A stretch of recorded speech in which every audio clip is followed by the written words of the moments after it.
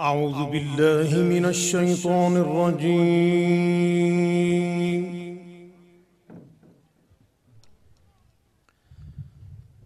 بسم الله الرحمن الرحيم.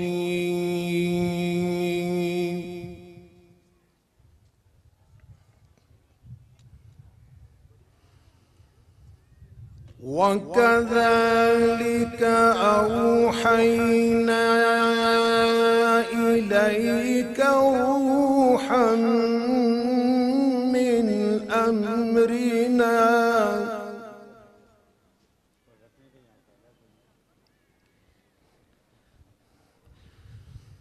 ما كنت تدري ما الكتاب ولا الإيمان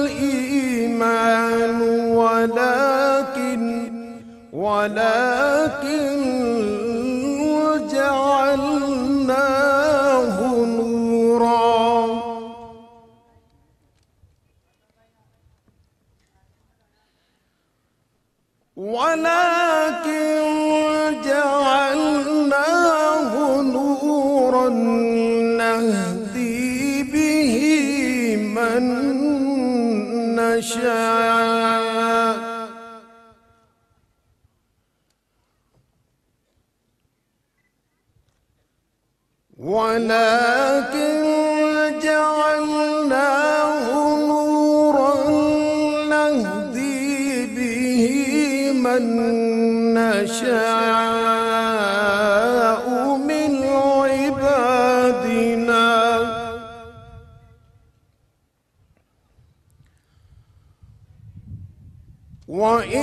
وإنك لتهدي إلى صراط مستقيم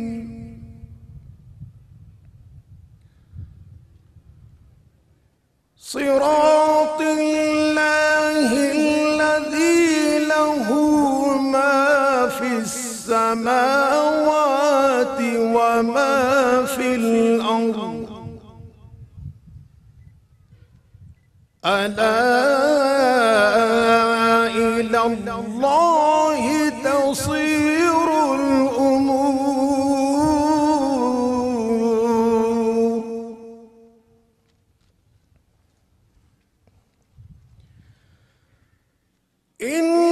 إنا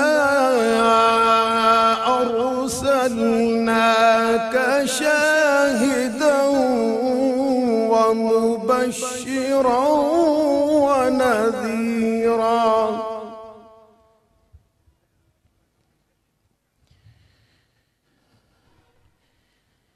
لتؤمنوا بالله ورسوله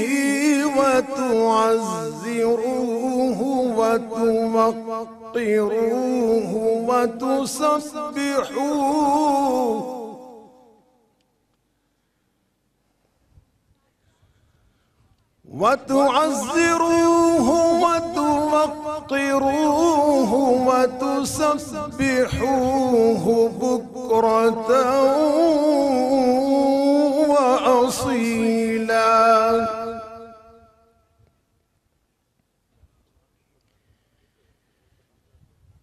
إن الذين يبايعونك إنما يبايعون الله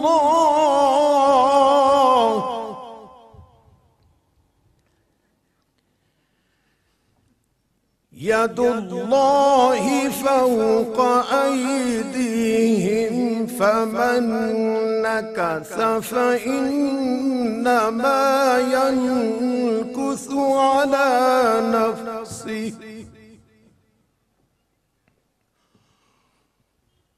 ومن أوفى بما عاهد عليه الله فسيؤتيه أجرا عظيما ومن أوفى بما عاهد عليه فسيؤتيه أجرا عظيما. صدق الله العظيم.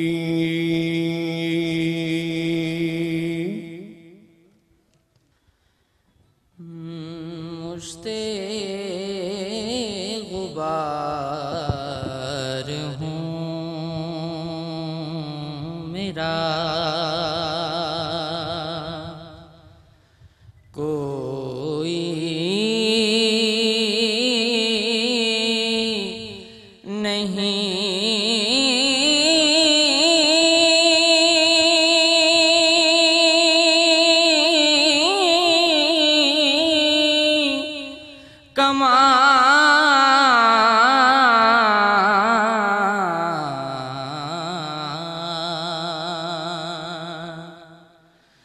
میں خوش نصیب ہوں کہ ملا پر توے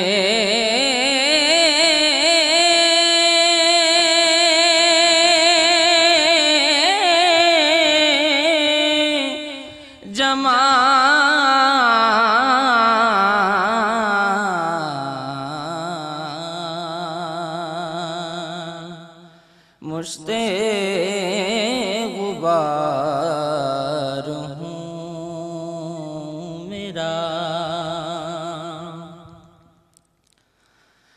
ہر ذرہ نور نور ہے، اسے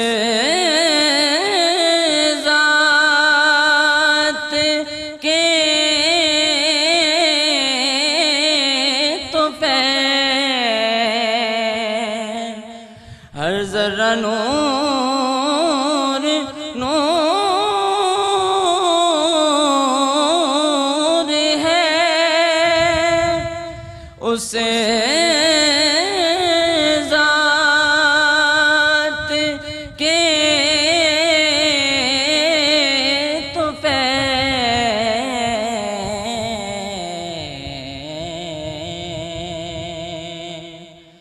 وہ ذات جس کی دہر میں ممکن نہیں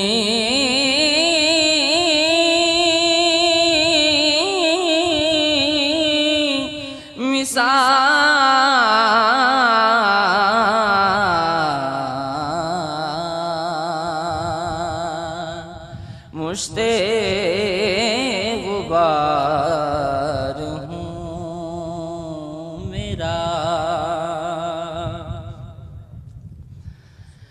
میں کس طرح کروں بھلا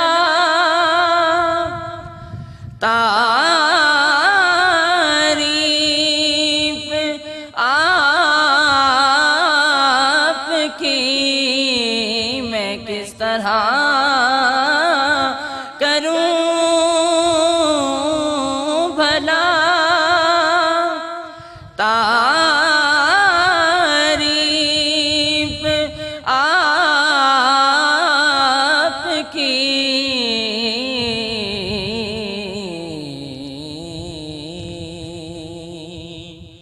کتنا بلند آپ کی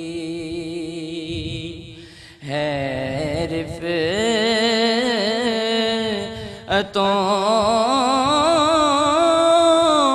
تہا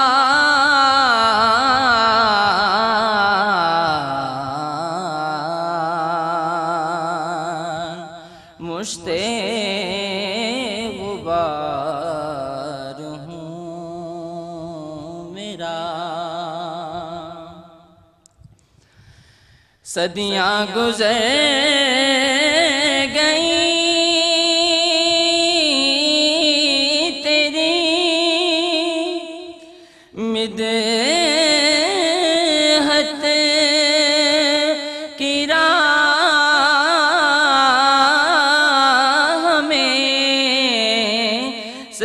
صدیاں گزر گئیں تیری مدحت کی راہ میں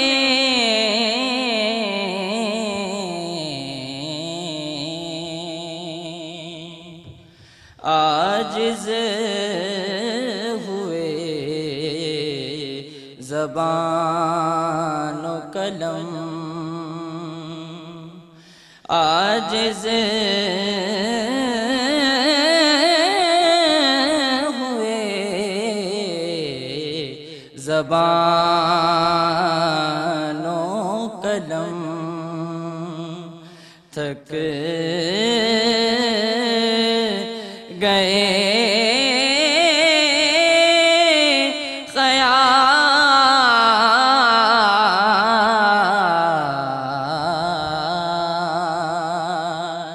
مشت غبار ہوں میرا، جس کو بھی تیری ذات سے نسبت نصیب ہو، جس کو بھی تیری ذات سے نسبت نصیب ہو،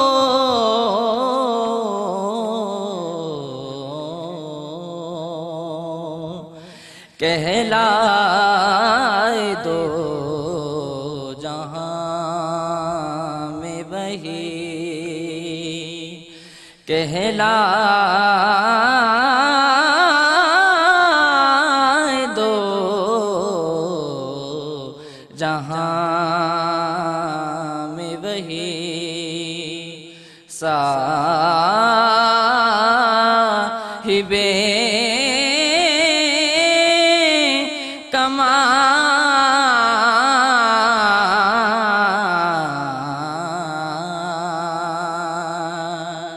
مشت غبار ہوں میرا،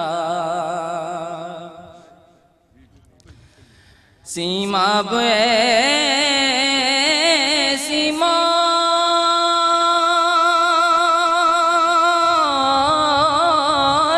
کی ہے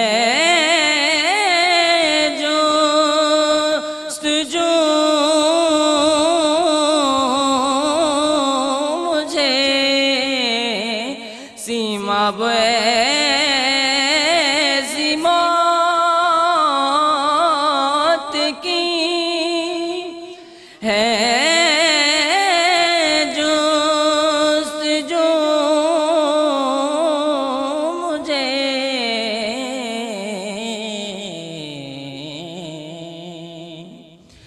لپٹا ہو جس سے تہ بات ہے، محبوب کا وصال،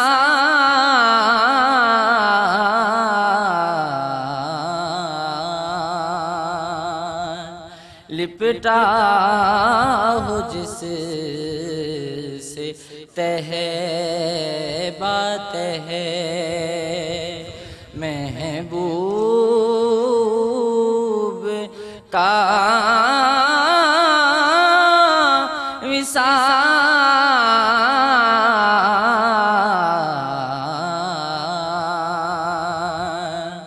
مشت غبار ہوں میرا، کوئی نہیں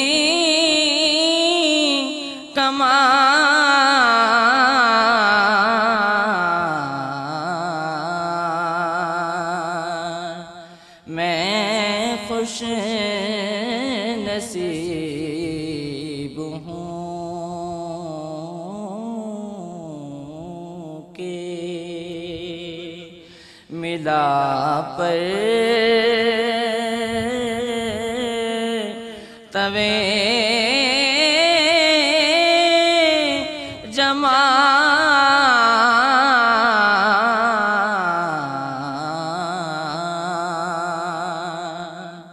مشت غبار ہوں میرا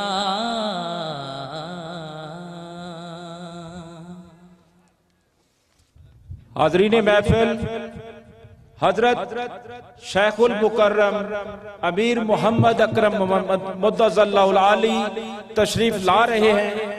نعرہ تکبیر، نعرہ تکبیر، نعرہ رسالت، نعرہ تکبیر۔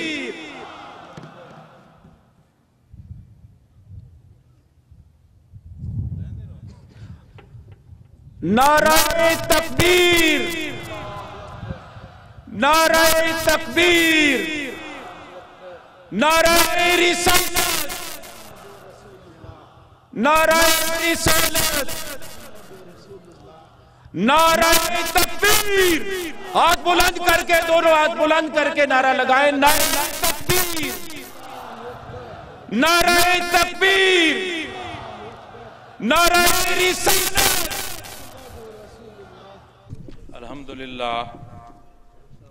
الحمدللہ رب العالمین، والصلاة والسلام علی حبیبہ محمد وآلہ وصحبہ اجمعین، اما بعد فاعوذ باللہ من الشیطان الرجیم، بسم اللہ الرحمن الرحیم۔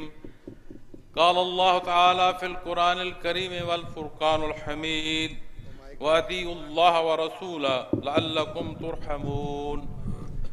قال محمد رسول اللہ صلی اللہ علیہ وسلم، لا يؤمن احدكم حتى اكون احب الیہ من ولده ووالده والناس اجمعین۔ اللهم سبحانك لا علم لنا الا ما علمتنا انك انت العلیم الحکیم۔ مولایا صلی وسلم دائما ابدا علی حبیبک من زانت بہ الاسر۔ انتہائی قابل صد احترام شیخ المکرم مدظ اللہ العالی، انتہائی معزز مہمانان گرامی، سٹیج پر تشریف رکھتے والے وہ معزز احباب جنہوں نے اپنی بے شمار مصروفیات ترک کر کے یہاں تشریف لائے، میرے وہ احباب جو آپ کے ساتھ تشریف لائے، معزز صاحب مجازین سلسلہ عالیہ، معزز زمراء و صدور سلسلہ عالیہ، معزز خواتین و حضرات، السلام علیکم ورحمۃ اللہ۔ میری پوری خواہش تھی کہ میں ہر آنے والے معزز مہمان جنہیں ہم نے یہاں اپنے درمیان اس بعثت رحمت عالم صلی اللہ علیہ وسلم کے باب برکت پروگرام میں تشریف آوری کے لیے مدعو کیا کہ میں ایک ایک آنے والے معزز مہمان کا نام لے کر شکریہ ادا کروں۔ انتہائی خوشی ہے کہ وہ تمام احباب تشریف لائے جنہیں دعوت عرض کی گئی۔ میں نہیں چاہتا کہ کسی ایسے معزز دوست کا نام مجھ سے رہ جائے اور باقی احباب کا نام عرض کر دوں، اس لیے میں مجموعی طور پر آپ کا انتہائی شکر گزار ہوں اور دعا گو ہوں کہ یہ وہ پروگرام ہے جس کی حیثیت ذاتی نہیں ہے، یہ پروگرام ہے جس کی حیثیت نہ صرف اجتماعی ہے بلکہ یہ وہ اجتماعی پروگرام ہے جس کا تعلق دین اسلام سے ہے اور موضوع بعثت رحمت عالم صلی اللہ علیہ وسلم ہے۔ یہ وہ بابرکت حصہ ہے جس کے لیے اٹھنے والے ہر قدم خلوص پر انحصار ہے۔ عند اللہ وہ ہر قدم مقبول ہوگا جو اخلاص سے ایسی بابرکت محافل کے لیے اٹھے گا۔ آج کا یہ پروگرام الحمدللہ حضرت شیخ المکرم کے وہ حکم کا تسلسل ہے جسے گزشتہ کئی سال سے وطن عزیز کے طول و عرض میں جس کا انعقاد کیا جا رہا ہے۔ میں نے آپ کے سامنے جو آیات کریمہ تلاوت کی ہے اور جو حدیث مبارکہ پیش کی ہے اس کا ترجمہ عرض کر کے چند گزارشات پیش کروں گا۔ وَأَطِیعُوا اللَّهَ وَرَسُولَهُ لَعَلَّکُمْ تُرْحَمُونَ، ارشاد باری تعالیٰ ہے کہ اور اللہ کی اطاعت کرو اور رسول صلی اللہ علیہ وسلم کی تاکہ تم پر رحم کیا جائے۔ دوسرا حصہ میرا حدیث مبارکہ کا تھا، وہ مختصر حصہ عرض کرتا ہوں جس میں نبی کریم صلی اللہ علیہ وسلم نے ارشاد فرمایا کہ تم میں سے کوئی اس وقت تک ایمان والا نہیں ہو سکتا یہاں تک کہ میں اسے اس کے والدین، اولاد اور باقی تمام لوگوں سے زیادہ محبوب نہ ہو جاؤں۔ حاضرین محفل، آج کا یہ پروگرام اس میں وطن عزیز کے ہر گوشے سے نمائندگی موجود ہے۔ ماہ مبارک ربیع الاول کی ابتدا ہے اور اس ماہ مبارک میں نہ صرف وطن عزیز بلکہ پوری دنیا میں جہاں تک میں جان سکا ہوں کہ مسلمان بستے ہیں وہ نبی کریم صلی اللہ علیہ وسلم سے اظہار محبت کا کوئی نہ کوئی پہلو ڈھونڈتے ہیں، اور خصوصی طور پر اس ماہ مبارک میں بے شمار محافل کا انعقاد ہوتا ہے۔ اور موضوع ولادت باسعادت کے حوالے سے ہوتا ہے۔ اللہ جل شانہ نے جب ارشاد فرمایا کہ وما ارسلناک الا رحمۃ للعالمین، تو ایک بات بہت واضح ہو جاتی ہے کہ ایک ذات اللہ جل شانہ کی ہے جو خالق ہے اور وہ واحد ہے، لا شریک ہے۔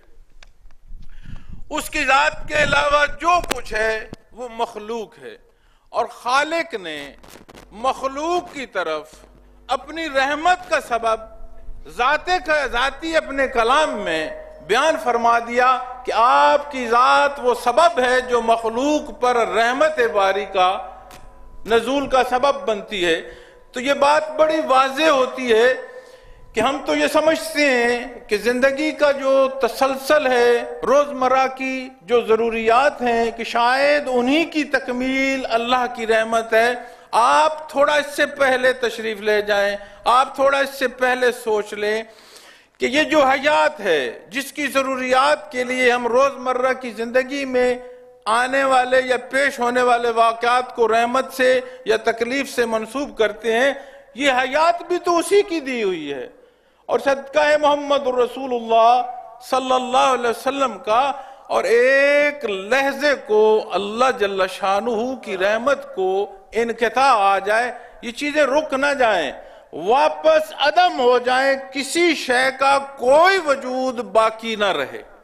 اور جب بات آتی ہے ولادت باسعادت کی تو اس میں فقط ایک ہمارا حصہ نہیں ہے، یہ مخلوق خدا پر اللہ کا احسان ہے۔ یہ ہوائیں قائم ہیں تو اللہ کی رحمت ہے، یہ فضائیں قائم ہیں تو اللہ کی رحمت ہے، یہ طلوع و غروب ہے، یہ آسمان و زمین ہے، یہ ستارے چاند اور سورج ہیں، یہ خاک کا ایک ایک ذرہ منت ہے اللہ کی رحمت کا، اور اللہ نے آپ کی ذات کو باعث رحمت ارشاد فرمایا۔ تو اس حصے میں فقط ہم شامل نہیں ہیں، خالق کے علاوہ تمام مخلوق کو آپ کی ولادت منانی چاہیے۔ لیکن جب بات ولادت کی آتی ہے تو اللہ جل شانہ نے باقی تمام مخلوق سے کٹ کر بندہ مومن کو ایک الگ رشتہ عطا فرمایا اپنے حبیب سے۔ بات آتی ہے بعثت رحمت عالم صلی اللہ علیہ وسلم کی کہ یہ موضوع کیا ہے، اس موضوع کا حضرت مدظل عالی نے کیوں حکم فرمایا، تو قرآن کریم میں جب ارشاد آتا ہے کہ لَقَدْ مَنَّ اللَّهُ عَلَى الْمُؤْمِنِينَ إِذْ بَعَثَ فِيهِمْ رَسُولًا مِّنْ أَنفُسِهِمْ، جو بندے مومن کر عمومی مخلوق سے ہٹ کر خصوصی احسان ہے اور واحد حصہ ہے جسے اللہ نے اس شان سے بیان فرمایا کہ اے بندے مومن جو تجھ پر یہ احسان ہے کہ میں نے اپنا حبیب تمہیں میں سے مبعوث فرمایا، یہ تمام احسانات سے بڑھ کر ہے۔ تو بات سمجھ آتی ہے کہ یہ جو احسن التقویم ہے، یہ جو بشر ہے، یہ جو اللہ جل شانہ نے نائب مقرر فرمایا ہے، اس کے لیے بے شمار تخلیق ہے۔ بے شمار گرد و پیش کا جائزہ لیں تو یہ جتنی مخلوق ہے، چاند کا چڑھنا ہو، سورج کا چڑھنا ہو، اپنے گرد و پیش حشرات الارض دیکھیں، چرند پرند دیکھیں، جانور چوپائے دیکھیں، ان کا محور انسانی زندگی ہے، یہ بشر ہے، یہ جو اللہ کا خلیفہ ہے یہ۔ پھر اسے اللہ جل شانہ نے تمام مخلوق سے ہٹ کر ایک ایسا سوچ اور خرد کا حصہ عطا فرمایا جو باقی کسی کے پاس نہیں ہے۔ اور یہاں جب بات پہنچتی ہے تو سمجھ آتی ہے کہ تفریق کیسے ہوگی۔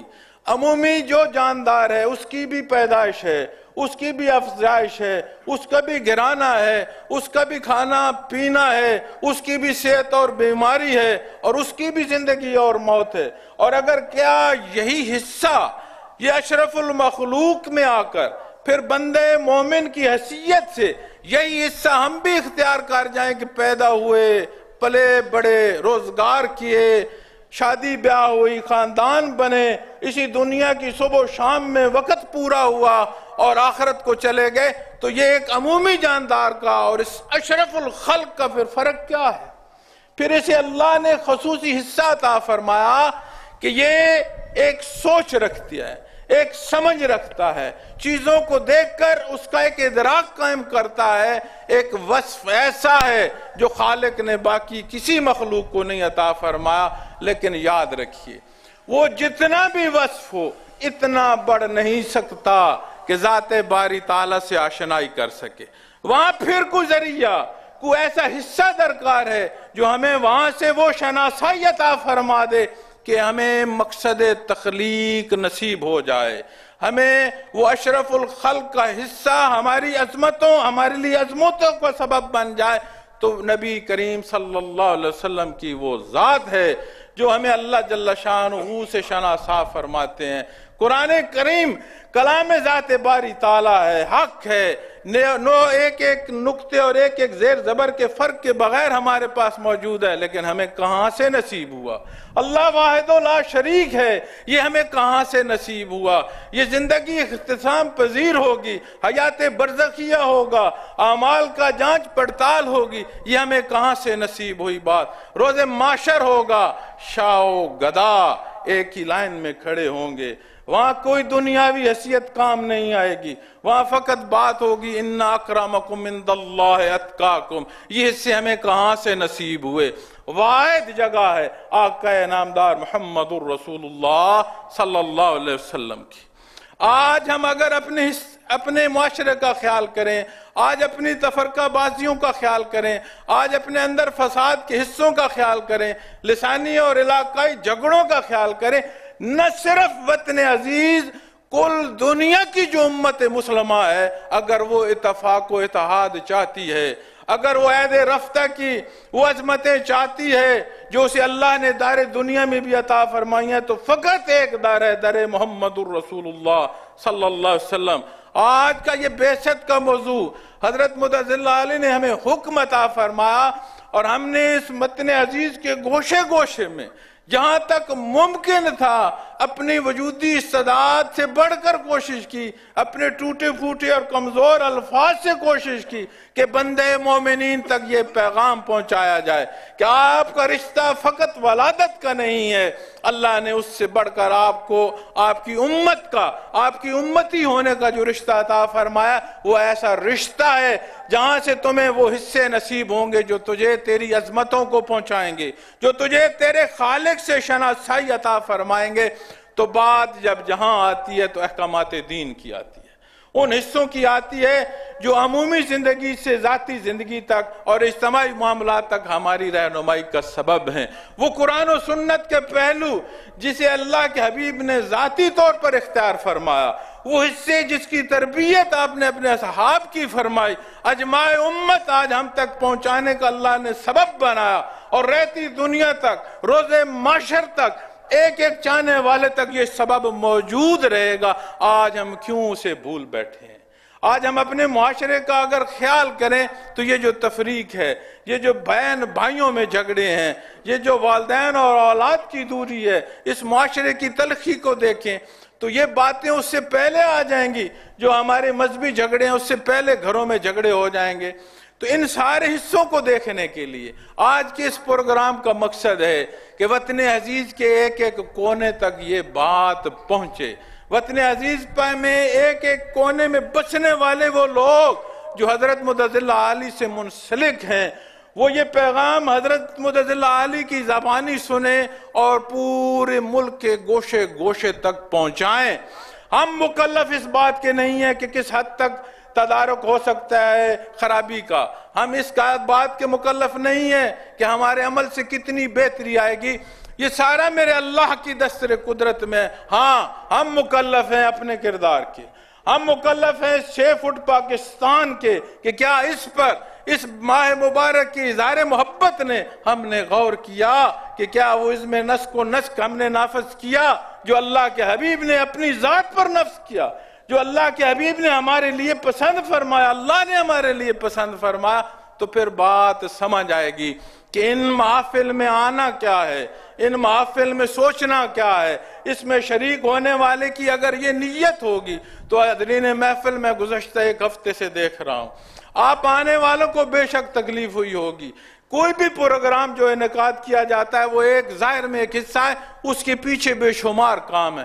میں نے یہاں آنے والوں کے لیے بھی دعا عرض کیا کہ اللہ تمام کا آنا قبول کرے، لیکن میں نے اپنی آنکھوں پر اس سٹیج پر بیٹھ کر اپنے اسی نظام کے دوستوں کو دیکھا ہے، وہ آپ کے لیے اپنے ہتھوں سے پتھر اٹھا رہے تھے زمین پر سے، وہ آپ کے لیے مٹی بچھا رہے تھے کہ آنے والے جو مہمان بیٹھیں گے ان کے لیے سہولت ہو۔ میں دعا گو ہوں ہر اس حصے کے لیے جسے کوئی یہ نہیں جانتا کہ اس نے اپنے اس پروگرام کے لیے کتنی محنتیں کی، کہاں تک اس نے اپنے اسباب اختیار کیے، لیکن یاد رکھنا ہمارا یہ عمل کسی ذات کے لیے ہے نہیں، ہمارا یہ عمل اس ذات الہی کے لیے، باری تعالیٰ کے لیے ہے جو ہر ایک کا عمل بھی جانتا ہے اور ہر ایک کی نیت بھی جانتا ہے۔ قابل احترام احباب گرامی، اللہ جل شانہ آپ کا آنا قبول فرمائے اور ہماری زندگیوں میں وہ مثبت تبدیلی عطا فرمائے جو اس وطن عزیز کے لیے ضروری ہے، اور روز معاشر کی وہ فکر عطا فرمائے جس روز عمومی بندہ بھی کھڑا ہوگا حساب کے عطاب کے لیے، اور وہ لوگ بھی کھڑے ہوں گے جن کے پاس جو اختیار ہے، جو صاحب اختیار ہیں۔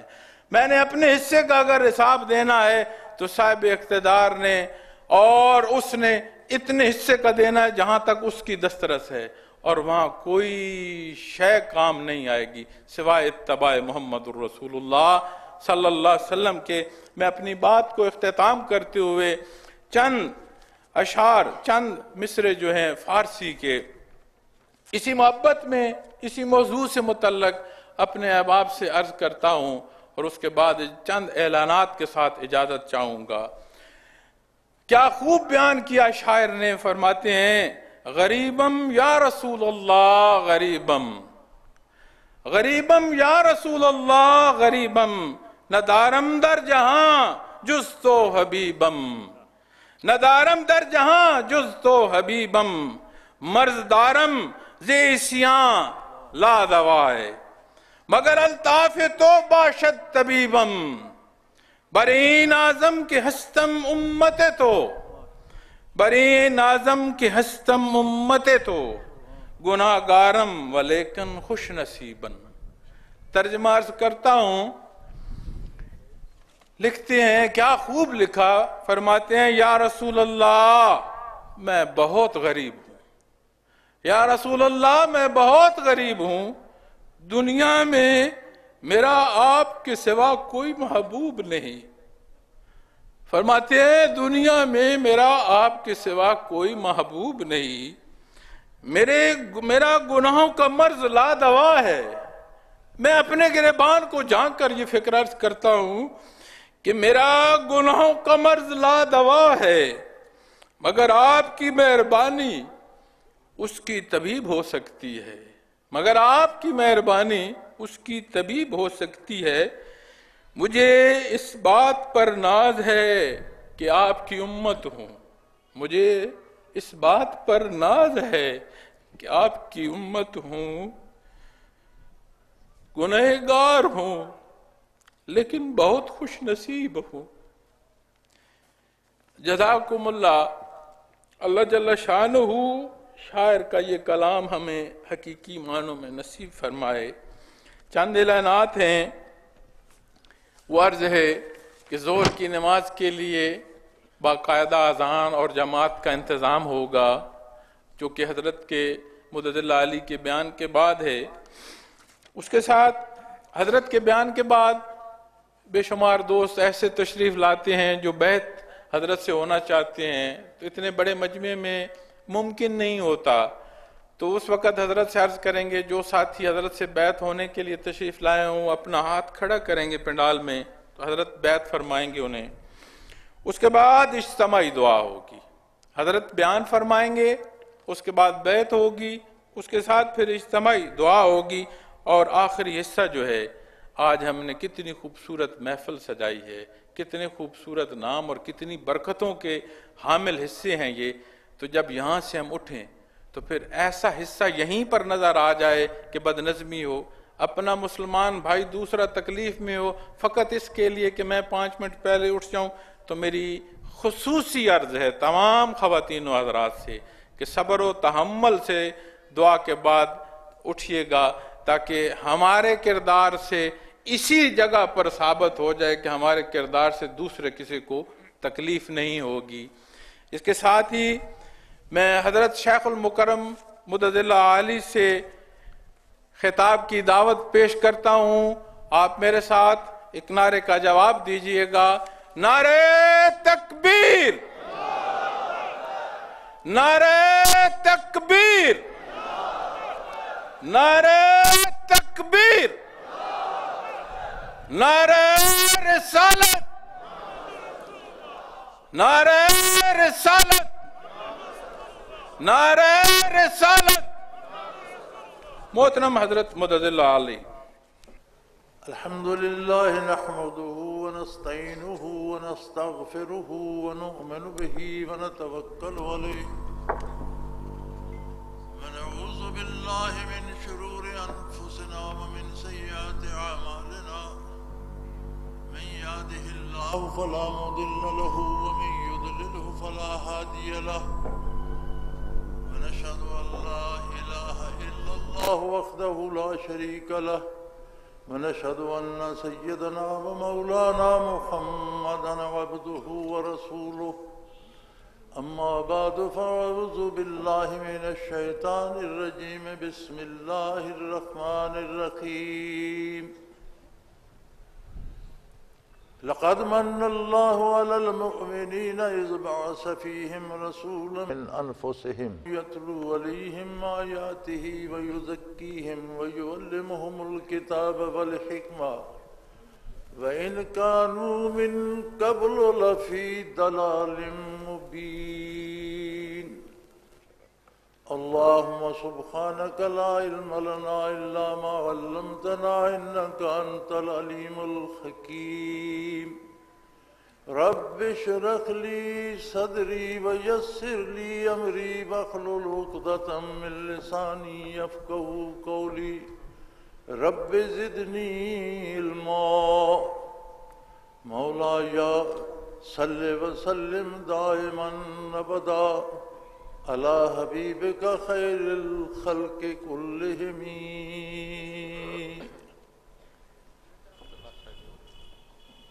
معزز مہمانان گرامی، حاضرین محفل، حضرات و خواتین، السلام علیکم ورحمۃ اللہ وبرکاتہ۔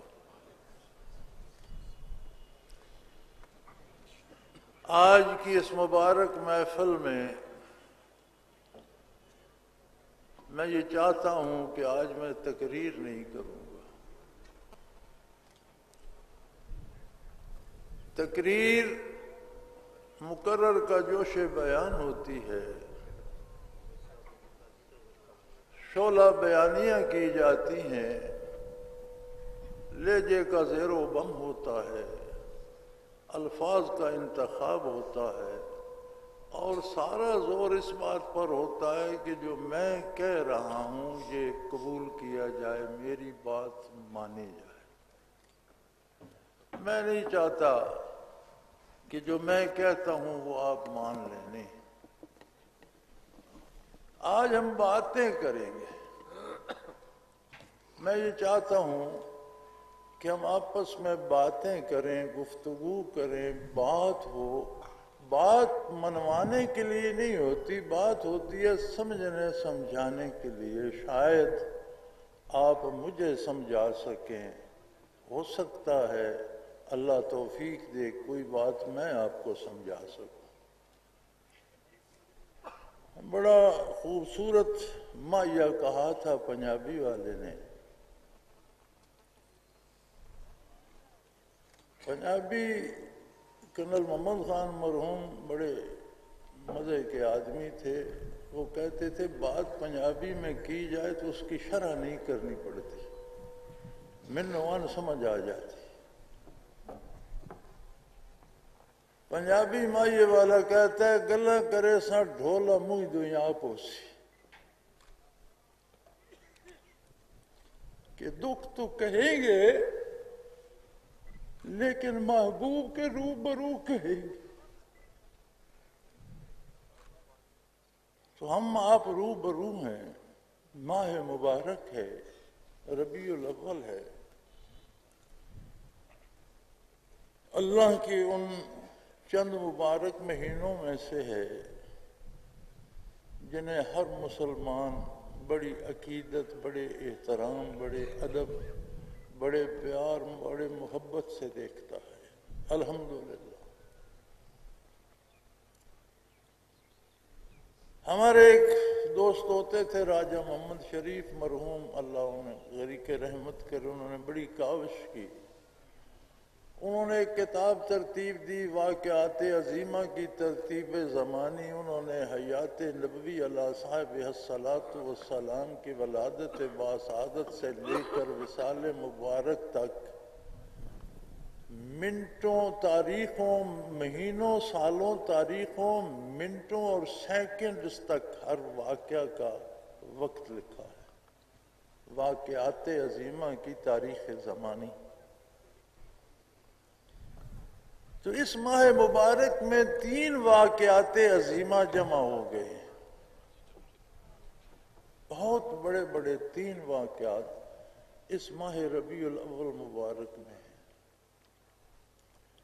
آقا نامدار صلی اللہ تعالی علیہ وآلہ وسلم کی ولادت باسعادت ربیع الاول میں ہے.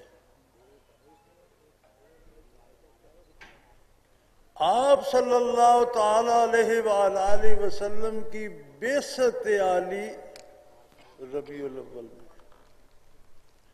آپ صلی اللہ علیہ وسلم کا وصال مبارک دنیا سے پردہ فرما جانا ربیع الاول میں. 3 واقعات بہت عظیم اس ماہ مبارک میں جمع ہو گئے.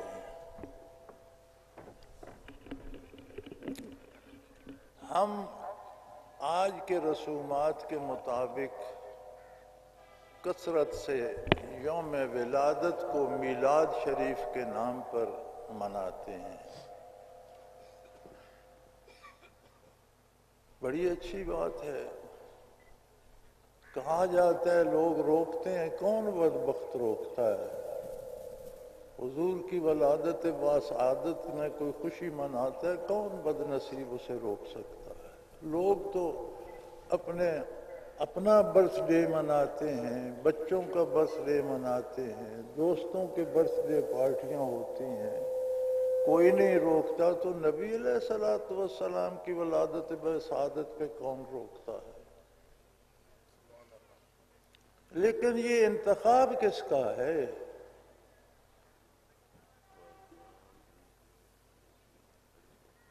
نبی علیہ الصلوۃ والسلام کی بارگاہ میں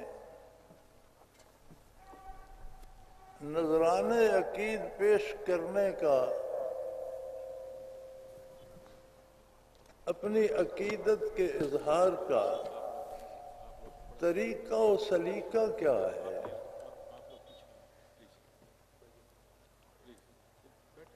یہ وہ بارگاہ ہے جس کے طریقے سلیقے آداب رب العالمین نے سکھائے۔ ہوا یہ کہ حضور اکرم صلی اللہ علیہ وسلم حجرہ مبارک میں جلوہ افروز تھے۔ چند مخلص مسلمان دیہاتی کاشتکار چرواہے مال مویشی کام روک کر کوئی دینی مسائل پوچھنے کے لیے حاضر ہوئے۔ حضور مسجد نبوی میں جلوہ افروز ہوتے تھے، سائل آتے، فیض یاب ہوتے۔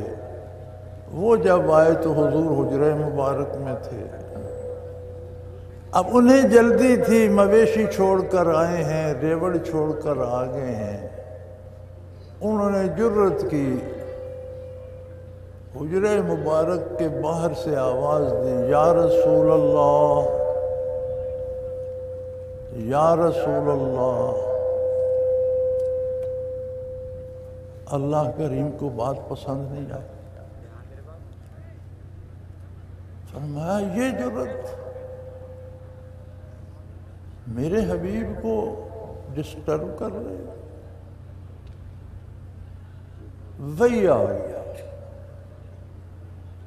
ان الذین ینادونک من وراء الحجرات۔ یہ لوگ جو حجرہ مبارک کے باہر سے آپ کو آوازیں دے رہے ہیں، اولئک ھم الجاہلون، یہ جڈ اور گمار ہیں۔ مخلص مسلمان تھے، صحابی تھے، سختی سے منع کیا گیا۔ کوئی عذاب کی وعید نہیں آئی، اگر کوئی غیر مسلم ہوتا تو پتہ نہیں کون سے عذاب کی وعید آتی، روک دیا گیا۔ یا اللہ کب بات کریں؟ فرمایا حتی تخرج الیہم، اگر بیٹھے رہو، حضور باہر بھی تشریف لائیں، کسی اور طرف متوجہ ہو تو تم اپنی طرف متوجہ نہیں کر سکتے۔ حتی تخرج الیہم، جب اپنی مرضی سے آپ کی طرف رخ انور پھیریں پھر گزارش پیش کرو۔ میرے بھائی، جب ہم میلاد مناتے ہیں اس بات کا لحاظ رکھتے ہیں؟ مناؤ، کوئی نہیں منانے سے منع کرتا۔ ذرا اس بارگاہ کے آداب دیکھو، یہ ڈھول باجے، یہ تماشے گاچے، یہ شور و غل، یہ پٹاخے پھل جھڑیاں، وہاں تو صحابی نے باہر سے آواز لگائی، عرش عظیم ہل گیا۔ ہم کیا کرتے ہیں؟ کوئی منانے سے نہیں روکتا۔ بارگاہ عالی میں جلیل القدر صحابہ بیٹھے ہیں، مہاجرین مکہ بیٹھے ہیں، انصار مدینہ بیٹھے ہیں، غازیان بدر و احد بیٹھے ہیں۔ باتیں ہوتی ہیں، آواز اونچی بھی ہو جاتی ہے، فوراً وہی الیہ آ گئی، لا ترفعوا اصواتکم فوق صوت النبی۔ صحابہ بیٹھے ہیں، وہ لوگ بیٹھے ہیں جنہوں نے دین کے لیے گھر بار خیش قبیلے سب کچھ ترک کر دیا۔ وہ بیٹھے ہیں جنہوں نے جانیں نچھاور کی، بیٹے قربان کیے۔ فرمایا آواز اونچی نہ ہو، اگر آواز اونچی ہو گئی ان تحبط اعمالکم، میں ساری تمہاری قربانیاں میں تمہارے منہ پہ دے ماروں، کسی عبادت کی ضرورت نہیں۔ میرے بھائی ضرور مناؤ، لیکن کبھی یہ سوچا کیا یہ سارے آداب آپ کے منانے میں موجود ہوتے ہیں؟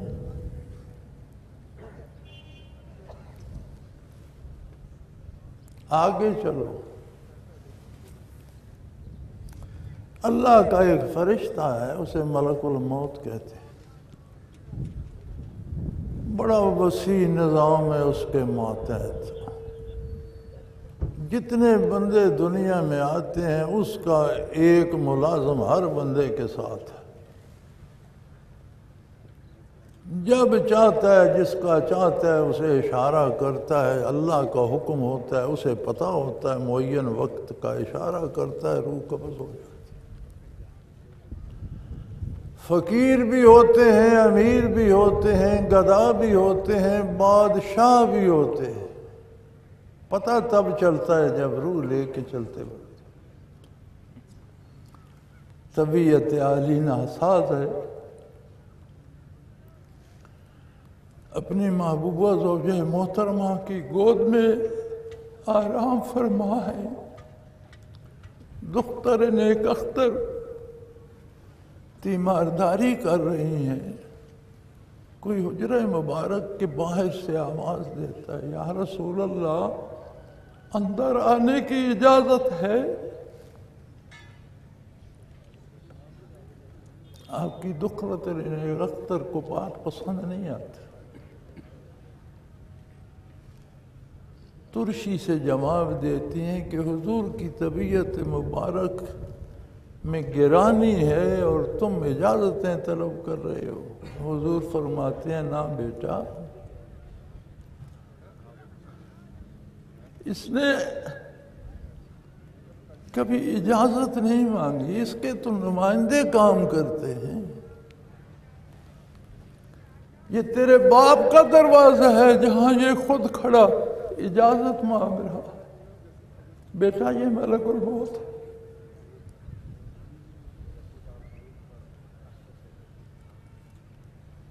جب ہم میلاد مناتے ہیں اس ادب کا لحاظ ہوتا ہے اس میں۔ میرے بھائی یا بات سمجھ لو یا مجھے سمجھا دو،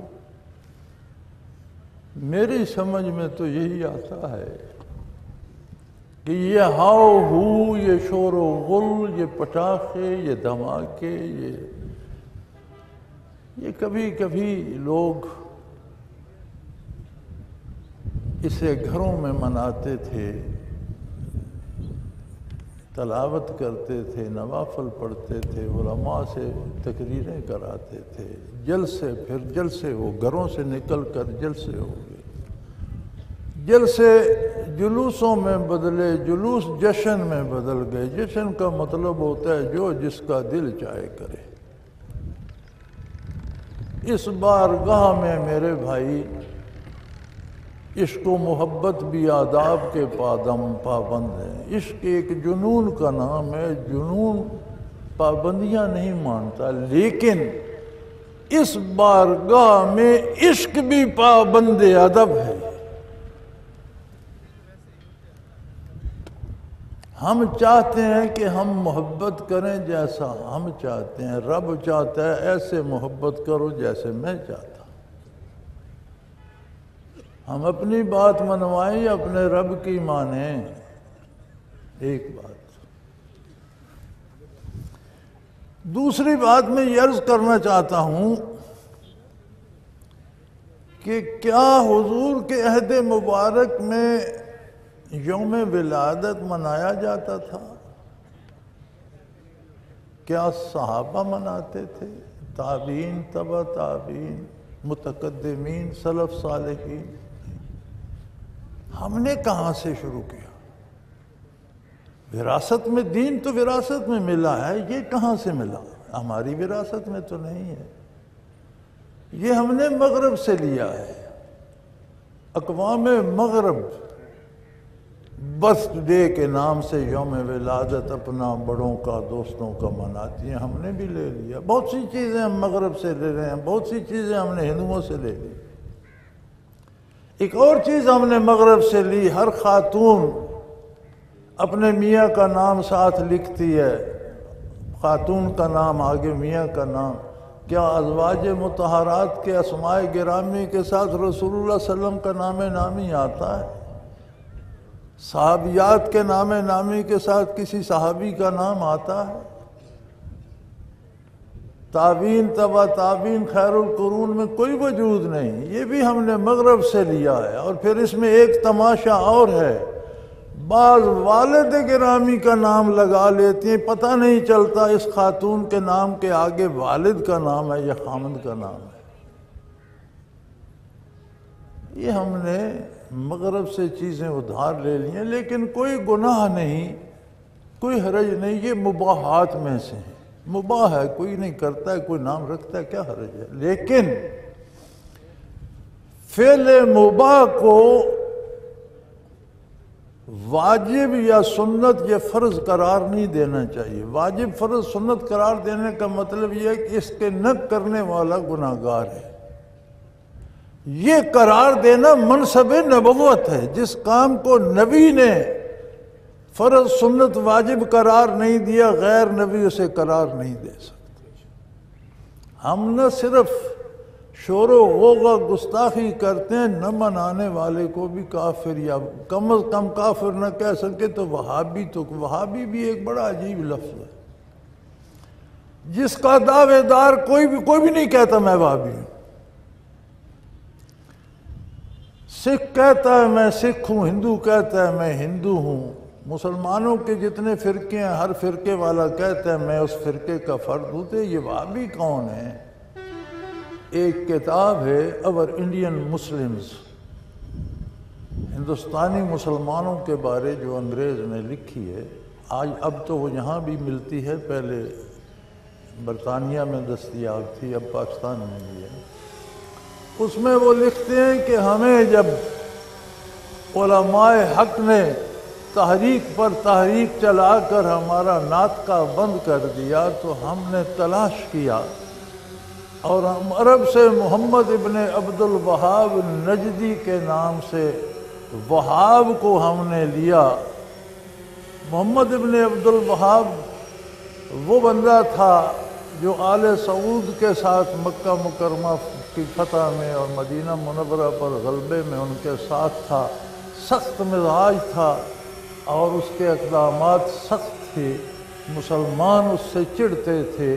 لہذا ہم نے وہ لفظ وہاب کا لے کر وہابی بنایا اور اپنے کچھ ایسے بندے پیدا کیے جو علماء حق پر وہابی کا لفظ چسپاں کر دے کہ مسلمانوں میں مسلمان اس سے نفرت کرنے لگے.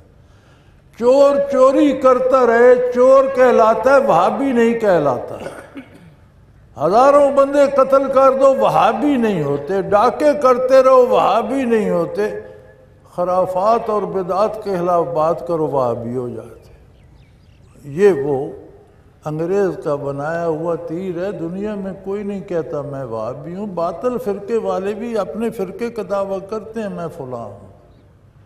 تو میرے بھائی یہ دعویٰ کر دینا کہ یہ وہابی ہے یہ غلط ہے. جو مناتا ہے منائے, لیکن آداب بارگاہ رسالت کا خیال رکھے. جو نہیں مناتا اسے آپ کچھ نہ کہیں, اس پہ فتویٰ نہ لگائے.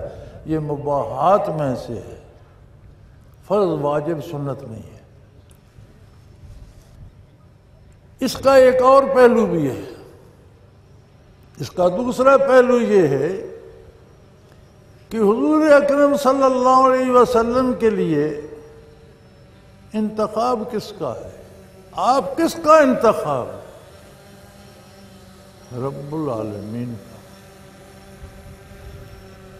آپ کا نور آدم علیہ السلام سے لے کر حضرت عبداللہ تک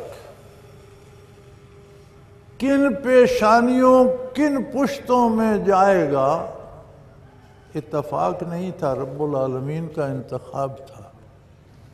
حضور اکرم صلی اللہ علیہ وسلم کا ارشاد ہے کہ میں آدم علیہ السلام سے لے کر عبداللہ تک کسی ایسی نسل میں منتقل نہیں ہوا جس میں نکاح نہ ہو۔ ہمیشہ میرا نور حلال اور جائز راستے سے منتقل ہوا ہے۔ اس کا مطلب ہے رب العالمین نے چن چن کے بندوں کو عطا فرمایا۔ آپ نے کہاں پیدا ہونا ہے، کس گھر میں پیدا ہونا ہے، اس کا انتخاب تھا۔ کس دن کس لمحے پیدا ہونا ہے، اس کا انتخاب تھا۔ کہاں بچپن گزارنا ہے، کس کی گود کو سنوارنا ہے، اس کا انتخاب تھا۔ کہاں وحی کا نزول ہونا ہے، کس لمحے ہونا ہے، اس کا انتخاب تھا۔ آپ کا کون سا دن منانا ہے، اس کا انتخاب کون کرے گا؟ یہ کس کا حق ہے؟ اسی رب العالمین کا حق ہے۔ اس نے کون سا دن چنا ہے؟ وہ کہتے ہیں لَقَدْ مَنَّ اللَّهُ عَلَى الْمُؤْمِنِينَ، یا سارے احسان تو اس کے ہیں، ساری کائنات اس کا احسان ہے۔ یہ ہوا، بادل، پانی، یہ زمین، آسمان، یہ نعمتیں، والدین، اولاد، گھر بار، دوست احباب، ملک، حکومتیں، اقتدار، دولت، سب اس کے احسانات ہیں۔ صحت، حیات، سب اس کے احسانات ہیں۔ کہتا ہے یہ تو ہیں سے تو سب پر ہیں، ایک احسان میں نے اپنے ایمان والے بندوں پر کیا جو بے مثل و بے مثال ہے، جس کی مثال کائنات میں نہیں ملتی۔ وہ یہ ہے کہ بعث فیہم رسول، میں نے ان میں اپنا رسول مبعوث کیا۔ اس نے نہ وصال مبارک کے دن کو چنا، نہ ولادت مبارک، اس نے بعثت عالی کے دن کو چنا ہے۔ رب العالمین کے انتخاب میں کیا حکمت پوشیدہ ہے؟ ولادت باسعادت پہ ہم برکات کا ذکر کرتے ہیں، معجزات کا ذکر کرتے ہیں۔ وصال پہ کوئی درود و ارواح کرے گا، اپنی بخشش مانگے گا آپ کے حوالے سے۔ بعثت کی بات آئے گی تو آپ صلی اللہ علیہ وسلم کے پیغام کی بات ہوتی ہے، اور جب پیغام کی بات آتی ہے تو ہم کنی کترا جاتے ہیں۔ یہ بات تو صحیح نہیں ہے نا۔ انہی میں سے میں نے ایک اپنے حبیب کو پیدا کیا، ایسا بندہ پیدا فرما دیا جو کائنات میں بے مثل و بے مثال ہے، جس جیسا دوسرا کوئی بندہ میں نے پیدا فرمایا نہیں۔ یا اللہ ایسا کیا کمال ہے؟ فرمایا یتلو علیہم آیاتی، میری باتیں بندوں کو سناتا ہے۔ بندوں کو مجھ سے ہم کلام کر دیا ہے، کر دیا ہم سخن بندوں کو خدا سے تو۔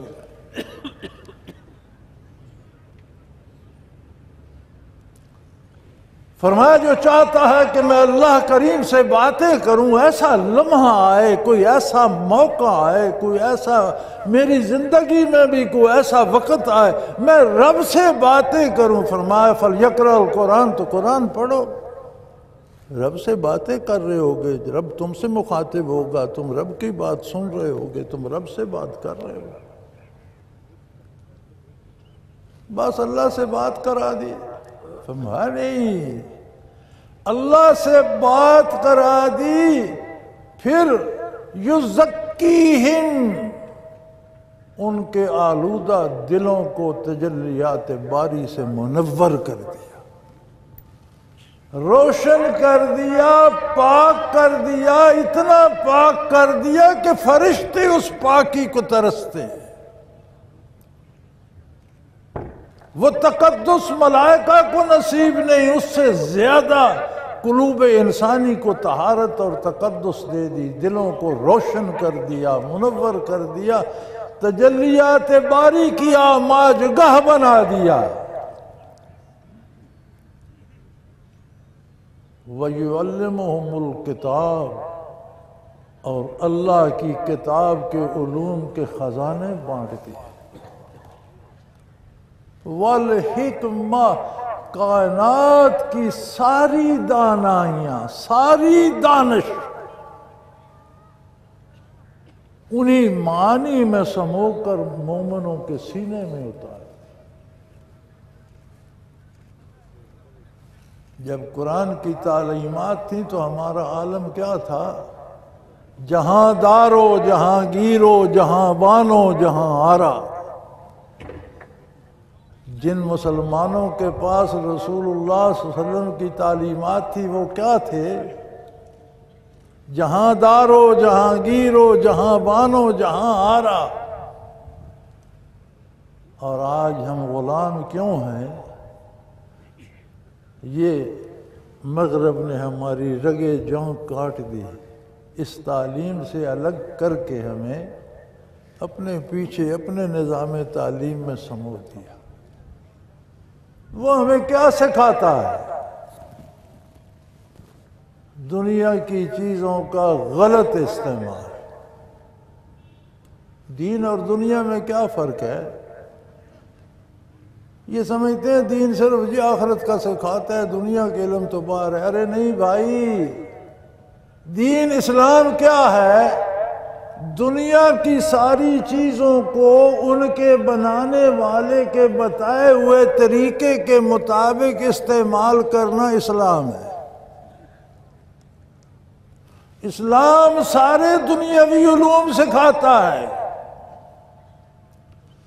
اور اگر یہ تجلیات جو یزکیہم میں ہیں یہ نصیب ہو جائیں تو دیکھو تاریخ عہد نبوت کی صلی اللہ علیہ وسلم، ریوڑ چھوڑ کر لوگ آئے، چرواہے آئے، تنومند، جری، دلیر، مخلص۔ حضور نے فرمایا سب وہ جو غازی جا رہے ہیں جہاد پر، ان کا کمانڈر یہ ہوگا۔ اور جرنیل بننے تک بندے کی بھمیں سفید ہو جاتی ہیں۔ کالجوں سے نکلتا ہے تو فوجی تربیت گاہوں میں لیفٹیننٹ سے لے کر جنرل بننے تک اس کی عمر کٹ جاتی ہے، بھمیں سفید ہو جاتی ہیں، ہزاروں میں سے کوئی پہنچتا ہے۔ دنیا کی تعلیم گاہوں میں، یونیورسٹیوں میں، تربیت گاہوں میں پڑھ لکھ کر آتا ہے۔ کتنے جرنیل ہیں جنہیں تاریخ یاد رکھتی ہے؟ اور یہ جو جنگلوں سے، صحراؤں سے اٹھ کر آئے اور نبی کریم نے آنے واحد میں جرنیل بنا دیے، کون ایسا ہے جسے تاریخ بلا سکتی ہے؟ اسلام تو ایسا آب حیات ہے۔ عمر بھر کی یونیورسٹیوں کی، اداروں کی تعلیم، وہ جرأت رندانہ، وہ آب و تاب، وہ چمک دمک، وہ سیاسی شعور، وہ فتوحات کے جذبے، وہ جنگی فلسفے، وہ نشیب و فراز نہ دے سکی جو لمحے بھر کی رفاقت رسول نے عطا کر دی۔ رب کریم تو یہ دن منانے کی دعوت دیتا ہے، فرماتا ہے صرف دن نہ مناؤ، اس جذبے کو زندہ کرو، برکات نبوت کو سینوں میں سماؤ، اپنے دکھ یہاں ڈھیر کر دو، برکات نبوت سے جھولیاں بھر کے لے جاؤ۔ اور کوئی ہے جو دنیا میں دکھ سمیٹے اور سکھ عطا کرے؟ یہ اللہ کی بارگاہ ہے، یہ بارگاہ مصطفیٰ ہے۔ جو آتا ہے ساری دکھ، ساری تکلیفیں وہاں ڈھیر کر کے ساری خوشیاں لے کے آ جاتا۔ لیکن کوئی وہاں پہنچے تو صحیح، ہم وہاں جائیں تو صحیح، وہاں جانے کا سلیقہ تو سیکھیں، وہاں جانے کا طریقہ تو سیکھیں۔ کیسے عجیب لوگ تھے یار جنہوں نے یہ سلیقہ سیکھا۔ احد میں ایک صحابی کو تلوار لگی، یہاں سے ان کی آنکھ کٹ گئی، الگ نہیں ہوئی، لٹک گیا، چمڑا بچ گیا، اس طرح لٹک رہی تھی۔ بارگاہ رسالت میں حاضر ہوا زخمی، آپ نے دست اقدس سے واپس رکھ لی۔ سارے آپریشن مکمل ہو گئے، بینائی واپس آ گئی، زخم بھر گیا، پھر جنگ میں شریک ہو گئے۔ سبحان اللہ۔ ایک اور صحابی بڑے زخمی ہوئے، انہیں ساتھیوں نے اٹھایا، بارگاہ رسالت میں لے جاتے ہیں، زخم بھر جائیں گے۔ اس نے کہا نہیں، زخم بھرنے کے لیے نہیں، مجھے لے ضرور جاؤ، میرے رخسار حضور کے قدم مبارک پہ رکھ دو اور دعا کرو وہاں میری روح قبض ہو جائے۔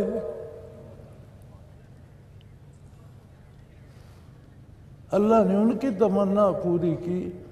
جہاں وہ حیات بٹ رہی تھی، وہ دنیا کی حیات چھوڑ کر وہاں سے ابدی حیات لے گئے۔ وہ بھائی کیا نہیں ہے وہاں، اس دامن میں کیا نہیں ہے، اس دامن میں کیا کچھ ہے، وہ دامن ہاتھ میں آئے تو ہم ہاتھ کہاں مار رہے ہیں، اس دامن میں کوئی ہاتھ تو ڈالے۔ ارے میرے بھائی، بارگاہ بڑی عالی ہے، بڑی نازک ہے، بڑا نازک رشتہ ہے، اور اس بارگاہ کے آداب وہ رب العالمین خود سکھاتا ہے۔ حضور دنیا سے پردہ فرما گئے، روضہ عطر میں جلوہ افروز ہیں۔ عہد ابو بکر صدیق رضی اللہ تعالیٰ عنہ خلافت راشدہ کا دور تھا۔ ام المومنین اسی حجرے میں مقیم تھیں، ایک طرف حضور کا قیام تھا، قبر عطر تھی، ایک طرف اماں رضی اللہ تعالیٰ عنہ مقیم تھیں، سامنے گلی تھی، دوسری طرف ایک گھر تھا۔ اس گھر کی خاتون یا مرد نے دیوار میں کوئی کیل ٹھونکنا چاہی، کوئی چیز لٹکانا ہوگی، کوئی ضرورت ہوگی، ٹھک ٹھک کی آواز آئی۔ فوراً ام المومنین رضی اللہ تعالی عنہ نے خادمہ دوڑائی، اور آپ کا پیغام کیا تھا؟ اسے جا کر کہو لا توزو رسول اللہ صلی اللہ علیہ وسلم، یہ تمہاری کھٹ کھٹ حضور کو ایذا دے رہی ہے۔ وہ ادب جو اللہ نے سکھایا وہ وہی ہے آج روضہ اطہر پر بھی۔ یہ میری گزارش ان سے بھی ہے جو حج عمرے پہ جاتے ہیں، وہ دھکم پیل نہ کریں، اس بارگاہ کے آداب آج بھی وہی ہیں، روضہ اطہر کے وہی آداب، قیامت تک وہی رہیں گے۔ ایک پہلو اس بات کا اور بھی ہے، ہم برتھ ڈے مناتے ہیں، بڑی باقاعدگی سے ہم نے تاریخیں لکھ رکھی ہوتی ہیں، یہ تاریخ پیدائش اس پہ مناتے ہیں۔ کبھی یہ بھی تحقیق فرما لیں ولادت باسعادت کا یوم مبارک کون ہے؟ مورخین کی اکثریت اس بات پہ متفق ہے کہ 9 ربیع الاول آپ صلی اللہ علیہ وسلم کی ولادت باسعادت کا دن ہے۔ بہت تھوڑے اور چند مورخ 12 کی بات کرتے ہیں، اکثریت 9 پر ہے، اور سارے اس بات پر متفق ہیں کہ 12 ربیع الاول حضور کے وصال مبارک کا دن ہے۔ اور جس دن حضور نے دنیا سے پردہ فرمایا، خیبر میں یہودیوں نے عید منائی تھی، جشن کیا تھا، خوشی منائی۔ ذرا تھوڑا سا مطالعہ کر لیں، اہل علم سے پوچھ لیں، تفتیش کر لیں، منائیں، میں تو نہیں روکتا، کوئی بھی نہیں روکتا، کچھ آداب کا خیال رکھیں جو رب العالمین نے بنائے ہیں، کچھ تاریخوں کا تعین کر لیں۔ یہ 12 تاریخ کو میری جوانی تک ہمارے دیہات میں، ہمارے دیہاتیوں کو بھی علم تھا، 12 وفات کے نام سے درود پکاتے تھے۔ عام دیہاتیوں کو بھی علم تھا کہ یہ وصال مبارک کا دن ہے، اور 12 وفات کے نام سے کھانے بنا کر غریبوں میں تقسیم کر کے ایصال ثواب کرتے تھے اور بارگاہ عالی میں ہدیہ درود بھیج کر نفل پڑھ کر دعائیں مانگتے تھے۔ یہ آج 12 میں جشن کدھر سے آ گیا؟ ذرا کچھ تھوڑا سا ضرور مناؤ، لیکن یار کچھ تھوڑی سی کوئی آگا پیچھا، کوئی دن تاریخ، کوئی طریقہ سلیقہ، کوئی ادب آداب، کوئی قاعدہ، کوئی ضابطہ۔ بس اتنی سی گزارش ہے کہ یہ کوئی قاعدے، ضابطے، دن، تاریخ، بارگاہ بڑی نازک ہے اور رشتہ بڑا نازک ہے، اور اس کی ضرورت دونوں جہانوں میں ہے۔ بھئی یہی دنیا میں بڑی چیزوں کی ضرورت ہے، کچھ نہیں بھی ملتی، ان کے بغیر بھی گزر ہو جاتی ہے۔ اس کی ضرورت تو دنیا میں بھی ہے، آخرت میں بھی، اس کے بغیر تو گزارا نہیں ہوگا۔ دو ہی راستے ہیں، دامان رسالت جنت میں، محروم دامن جہنم، اور جہنم بڑی اوکھی جگہ ہے، بڑی تکلیف دہ جگہ ہے۔ پھر وہاں موت نہیں ہے، جان چھوٹے گی نہیں۔ ابد الآباد جہنم، دامان رحمت میں ابد الآباد جنت۔ تو یہ تو بڑا احتیاط کا تقاضا کرتی ہے، یہ معاملہ تو بڑا نازک ہے۔ یہ شور و غوغا، یہ ہاؤ ہو، یہ بھاگ دوڑ نہیں میرے بھائی، یہ تو سوچنے کی بات ہے، سمجھنے کی بات ہے، اور دلوں سے فیصلہ کرنے کی بات ہے۔ ارے بھائی نامی آئے اور مسلمان کو خوشی نہ ہو، جس کو خوشی نہ ہو وہ تو مسلمان نہیں۔ لیکن خوشی کا بھی سلیقہ ہے، طریقہ ہے، انداز ہے، اور روح زمین پر واحد یہ بارگاہ ہے جس کے آداب قرآن کریم سکھاتا ہے۔ منافقین نے ایک جسارت کی، عربی کا ایک لفظ تھا رائنا، یہ رعایت سے ہے۔ جیسے انگریزی میں کہتے ہیں ایکسکیوز می، آپ بات کرتے ہیں اگلے نے نہیں سمجھی، وہ کہتے ہیں ایکسکیوز می، یعنی یہ بات دہرات، مطلب اس کا یہ معنی تو ہے کہ مجھے معاف کریں، لیکن مراد یہ ہوتی ہے کہ یہ بات دہرا دیجیے۔ عربی میں کہتے تھے رائنا، کہ ہم سے رعایت کیجیے، یعنی بات سمجھی نہیں، یہ دوبارہ دہرا دیجیے۔ منافقین یہ پہ زیر پڑھ کے رعینا کہہ دیتے تھے۔ رائی کہتے ہیں چرواہے کو۔ حضور اکرم کے اوصاف حمیدہ میں یہ بھی ہے کہ آپ نے بکریاں بھی چرائیں، تو وہ طعنہ بن جاتا تھا کہ آپ تو چرواہے ہیں۔ اللہ کریم کو اتنا غضب آیا اس بات پہ، متبادل لفظ دے دیا، فرمایا یہ لفظ لغت سے نکال دو، لا تقولوا رائنا وقولوا انظرنا۔ رائنا کو عربی لغت سے نکال دو، اس کی جگہ انظرنا کہا کرو۔ اور یار ذرا نزاکت دیکھو اس بارگاہ کی۔ اس رب العالمین نے فرمایا یہ رائنا عربی لغت سے نکال دو، کوئی کلمہ گو رائنا نہ کہے۔ یا اللہ کیا کہیں؟ فرمایا انظرنا کہا کرو، ہماری طرف نظر کرم فرما۔ اور بے ادبی تو منافق کرتے تھے، مومن فرمایا منافقوں جیسی حرکت مومن کو زیب نہیں دیتی۔ جو لفظ منافق کہتے ہیں وہ مومن کے منہ سے وہ مومن کی لغت میں نہیں ہونا چاہیے۔ ذرا اپنے جشن دیکھ لو، کہیں یہ منافقوں جیسے، کافروں جیسے، یہودیوں جیسے، کہیں مرنے کے بعد تم بھی موم بتیاں تو نہیں جلا دیتے ہو جیسے کافر جلاتے ہیں؟ نہیں، آپ تو ایسا نہیں کرتے ہو۔ یہ تو کافروں کا کام ہے، ان کے پاس دعا مانگنے کو کچھ نہیں، ان کا کوئی مالک نہیں جس سے وہ مانگیں، ان کا کوئی عقیدہ نہیں۔ وہ موم بتی جو اندر بھی آگ جل رہی ہے وہ اوپر بھی آگ جلا دیتے۔ ہم تو ایسا نہیں کرتے۔ اگر کرتے ہو تو توبہ کرو۔ وہ تو 1 منٹ کی خاموشی نہ کرے تو کیا کرے، نہ ان کا کوئی مالک سے رابطہ، نہ ان کا پیغمبر کا دامن ان کے ہاتھ میں، سیکھیں تو کہاں سے، سمجھیں تو کہاں سے۔ ہمارے بھی جو اب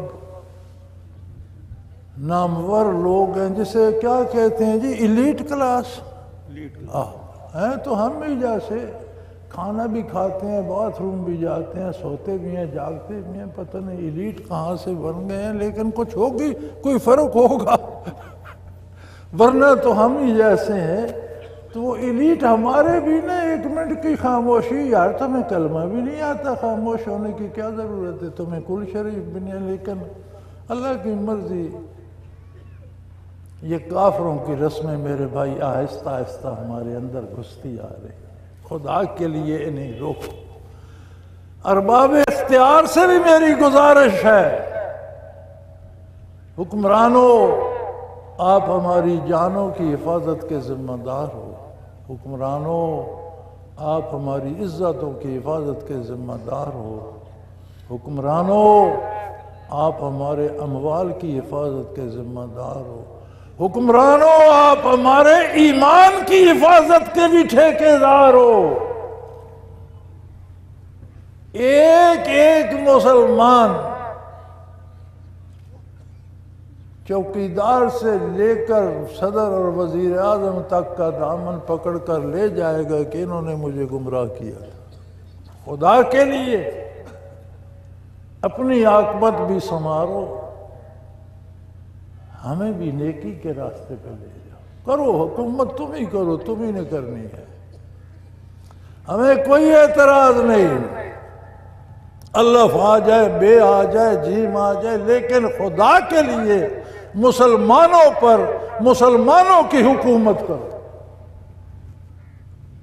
کماؤ دولت کس نے روکا ہے؟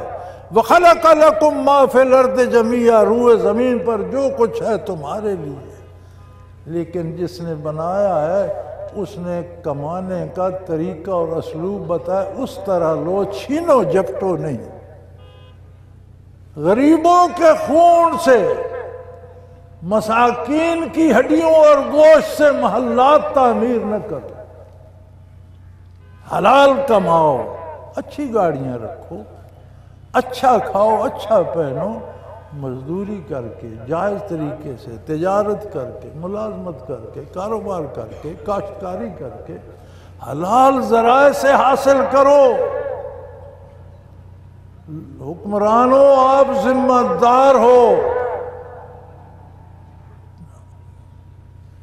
جہاں یہ پورے ملک کے جنگلات کٹ رہے ہیں، آبادیاں ویران ہو رہی ہیں، وہ کافر غیر ملکی حکمران جنگل بنا کر گیا تھا، ہم خود حکومت میں آئے تو ہم نے کٹوا دیا۔ خدا کے لیے تم سے تو ان جھاڑیوں کا بھی حساب ہوگا، ان کی بھی حفاظت کرو۔ تم سے یہ چشمے بھی پوچھے، کہتے ہو ہندوستان پانی بند کر رہا ہے، ان پہاڑی علاقوں میں بارانی چھوٹے چھوٹے ڈیم بنا دو، پاکستان سے تو پانی سارا سال ختم ہو۔ تھوڑی سی فرصت عیش و عشرت سے، تھوڑی سی فرصت خواب خرگوش سے، کبھی کسی غریب کی جھونپڑی میں بھی جھانک لو، کبھی کسی بھوکے کا حال بھی پوچھ لو، کبھی کسی تن برہنہ کو بھی ڈھانک دو، کبھی کسی کی لٹتی ہوئی عزت بچا لو۔ ایک دن تمہارا دامن تو یہ 25 کروڑ لوگ پکڑیں گے۔ میں بھی تمہاری طرح پھنسا ہوا ہوں، یہ جن کے سر پہ آج میں بیٹھا خطاب، یہ سارے میرا دامن پکڑیں گے۔ اگر میں نے دیانتداری سے رسول اللہ کا پیغام ان تک نہ پہنچایا، اگر میں نے دیانتداری سے پہنچا دیا، انہوں نے نہ مانا، تو پھر یہ خود ہاں یہ 25 کروڑ، آپ کہتے ہو 18 کروڑ آبادی، 19 ہے، 20 نہیں، ذرا آبادی شمار کرا کے مردم شماری دیکھو، یہ 25 کروڑ سے بڑھ رہی ہے۔ آپ تو کچی آبادیاں شمار ہی نہیں کرتے۔ آپ کہتے ہو کراچی میں 1.5 کروڑ 2 کروڑ بندہ ہے، وہاں 5 کروڑ سے زیادہ ہے، اگر کچی آبادیاں ساریاں گنو تو گن کے تو دیکھو۔ اور جو بجٹ بنتا ہے 10 بندوں کے لیے، اس گھر میں افراد 25 ہیں، کون کھائے گا؟ کس کا پیٹ بھرے گا؟ کس کا تن ٹپے گا؟ خدا کے لیے ان بندوں کو گنو، اور ان کے وسائل ہی آپ جمع کر رہے ہو، وہ ان کو لوٹا دو۔ کون سا حکمران گھر سے دیتا ہے؟ کون سا حکمران اپنی جائیدادیں بیچ کر دیتا ہے؟ کون سا حاکم جاگیریں بیچ کے دیتا ہے؟ انہی غریبوں سے لیتے ہو، ان غریبوں کو کچھ تو لوٹا۔ وہ یہ تعلیمی ادارے جن کو انگریز نے دین کی روشنی سے محروم کر دیا تھا، آپ کہتے ہیں ہم آزاد ہیں۔ الحمدللہ ہم آزاد ہیں، ہم بہت زیادہ آزاد ہیں۔ ہم اس طرح آزاد ہیں جس طرح طوطے کو پنجرے سے نکال کر فال کرنے والے کو دے دیا جائے، وہ اس سے فال نکلواتا رہے۔ ہم بھی اس طرح آزاد ہیں۔ آزاد وہ ہوتے ہیں جو آزاد فضاؤں میں پرواز کرتے ہیں، جن کے نظام اپنے ہوتے ہیں، جن کی تہذیب اپنی ہوتی ہے، جن کی معاشرت اپنی ہوتی ہے، جن کی تعلیم اپنی ہوتی ہے، جن کا مالی نظام اپنا ہوتا ہے، جن کی عدلیہ اپنی ہوتی ہے، عدالتی نظام اپنا ہوتا ہے، جن کی سیاست اپنی ہوتی ہے، سیاسی نظام اپنا ہوتا ہے، وہ آزاد ہوتے ہیں۔ اس دھوکے سے نکلو، جاگو، ہوشیار ہو جاؤ۔ ملک الموت آپ سے اجازت نہیں پوچھے گا، وہ محمد الرسول اللہ کا دروازہ تھا۔ میری گزارش ہے، میری خواہش ہے، میری آرزو ہے، اور میری امید ہے کہ یہ ملک قائم رہنے کے لیے بنا ہے، مٹنے کے لیے نہیں۔ اس ملک کو گرنا ہوتا، میں اس کے بننے کا گواہ ہوں۔ میں مڈل میں پڑھتا تھا جب پاکستان بنا، مجھے اچھا بھلا ہوش تھا، مجھے مسلم لیگ کے وہ جلسے اور مسلم لیگی لیڈروں کی تقریریں یاد ہیں، ان کے اقتباسات مجھے ابھی تک یاد ہیں۔ ہم کرسیاں وغیرہ لگانے میں اور میز شیز ڈھونے میں پیش ہوتے تھے۔ میں نے اسے بنتے دیکھا ہے، میں نے اسے لٹتے دیکھا ہے۔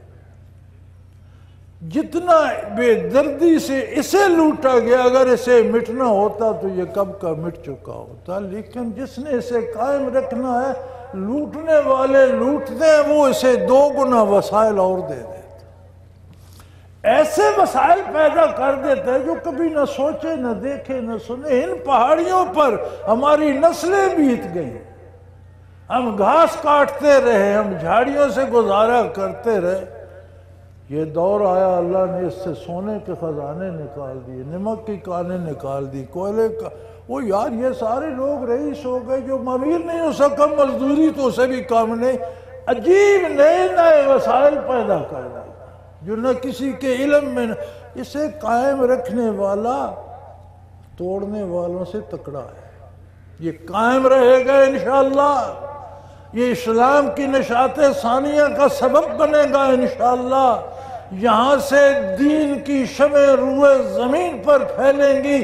خوش نصیب وہ ہے جو اپنا حصہ اس کی آبادی میں، اس کی روشنی پھیلانے میں ڈال لے، وہ حاکم ہو یا رعیت ہو، وہ افسر ہو یا ماتحت ہو، وہ کاشتکار ہو یا پروفیسر ہو، جو جہاں بھی ہے، جو خلوص سے بارگاہ رسالت پناہی کا پیغام اس تک پہنچائے گا، کوشش کرے گا رائج کرنے کی، وہ اس کی آبادی کا حصہ دار ہے۔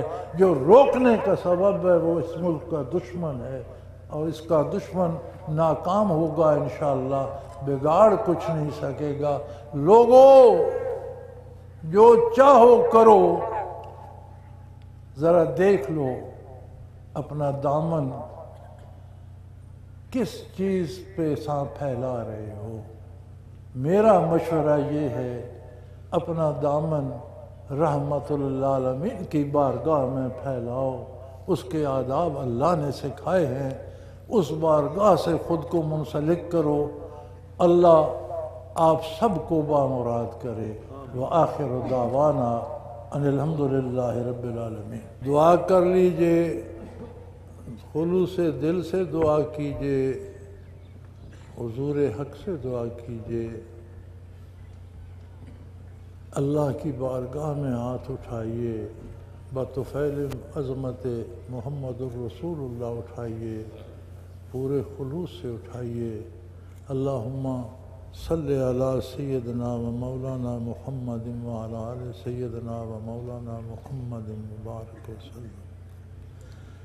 اللہم ربنا لا تقتلنا بغضبک ولا تہلکنا بغضابک واعف عنا قبل ذلك۔ اللہم ربنا لا تسلط علینا من لا یرحمنا۔ اللہم ربنا انت ولینا فی سفرنا و حضرنا فی مالنا و اہلنا، انت ولینا فی الدنیا والآخرہ، توفنا مسلمین و الحقنا بالصالحین۔ اللہم انصر الاسلام والمسلمین، اللہم اید الاسلام والمسلمین، اللہم اعز الاسلام والمسلمین اینما کانوا ومن کانوا وانک علی کل شیء قدیر۔ اے اللہ ہماری خطاؤں سے درگزر فرما، اے اللہ ہمارے گناہ معاف فرما، اے اللہ ہمارے ہاتھوں میں دامان مصطفیٰ تھما دے، اے اللہ ہمیں آپ کی بارگاہ میں سرخرو ہونے کی توفیق عطا فرما، اے اللہ ہمیں ہدایت سے بہرہ ور فرما، ہمیں ہدایت عطا فرما، ہماری اولادوں کو، بیٹوں کو، بچوں کو، ہمارے والدین کو، بزرگوں کو، ہمارے ملنے جلنے والوں کو، ہمارے ساتھیوں کو، ہمارے حکمرانوں کو، ہمارے بادشاہوں کو، یا اللہ سب کی اصلاح فرما دے، تو قادر ہے۔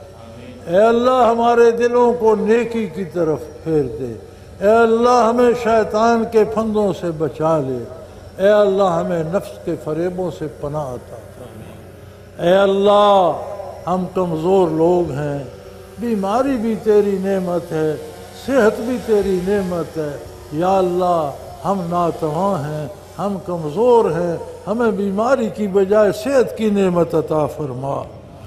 یا اللہ ہم آزمائشوں کے لائق نہیں ہیں، ہمیں تنگی سے بچا، فراخی نصیب فرما۔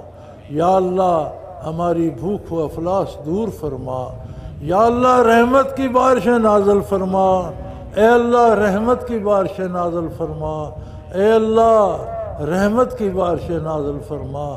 والذی ينزل الغیث من بعد ما قنطوا وینشر رحمتہ وهو الولی الحمید وهو الولی الحمید وهو الولی الحمید۔ یا اللہ بچھڑوں کے فرزند ملا دے، بیماروں کو شفا عطا کر دے، یا اللہ مقروضوں کو قرض کی مصیبت سے نجات عطا فرما۔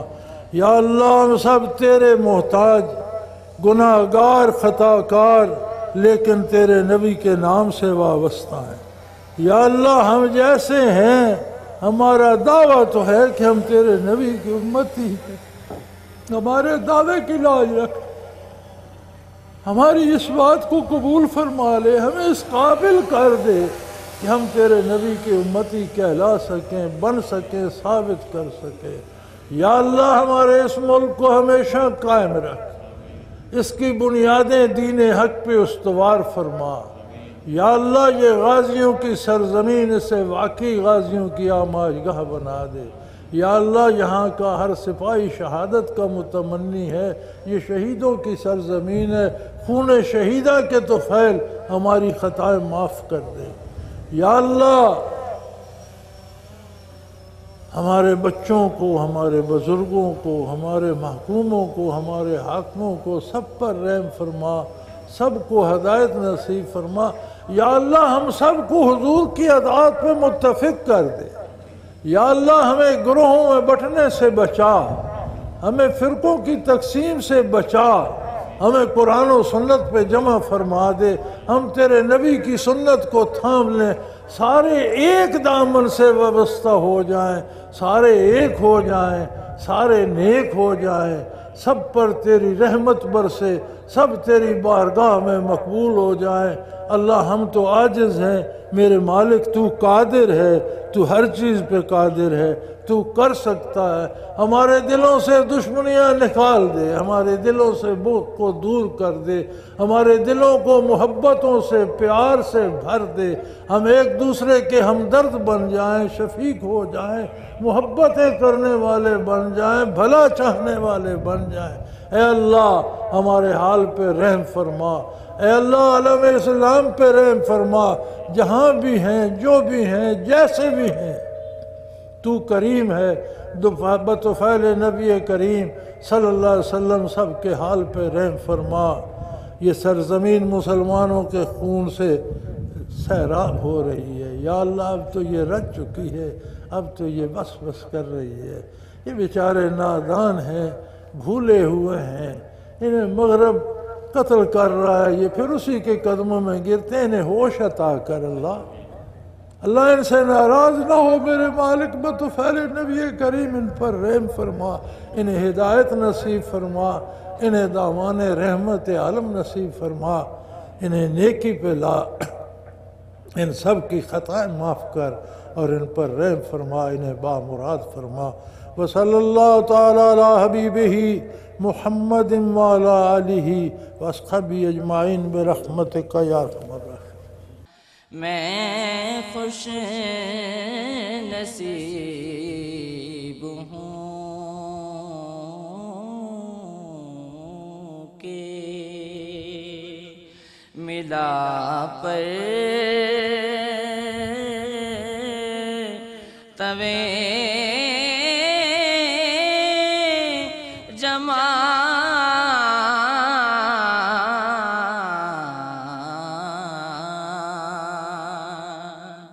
مشتے